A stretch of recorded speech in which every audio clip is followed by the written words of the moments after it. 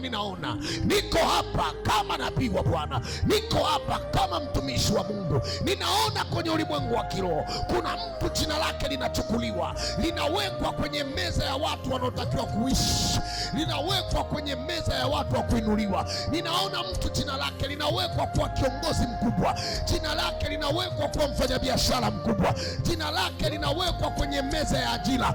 Umetafuta kazi kwa muda mrefu, lakini kwa sababu jina lako lilikuwa limefutwa, leo naona linaandikwa tena. Ninaona jina lako linatangazwa, jina lako likatangazwe, jina la watoto wako likatangazwe, jina la kampuni yako likatangazwe, jina la uzao wako likatangazwe, na kurudisha jina lako la baraka. Hivi ninakuona wewe, Bwana anakuinua, unaliinua jina la familia yako, unaliinua jina la nyumba yako, unarudisha heshima kwenye nyumba yako.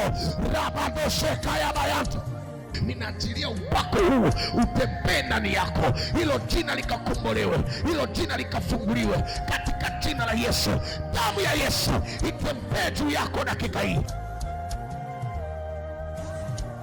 Mwachie haraka.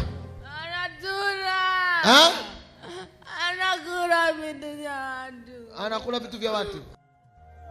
Popote pale ulipo, ninaomba pamoja na wewe.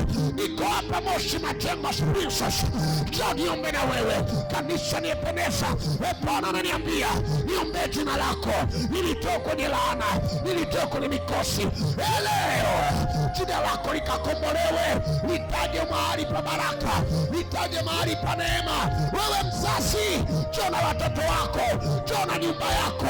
Andika hapo chini jina lako ni nani, ninaliombea na Mungu akalitaje mahali pa baraka. Unahitaji kupata kazi, taja jina lako. Unahitaji ndoa, taja jina lako.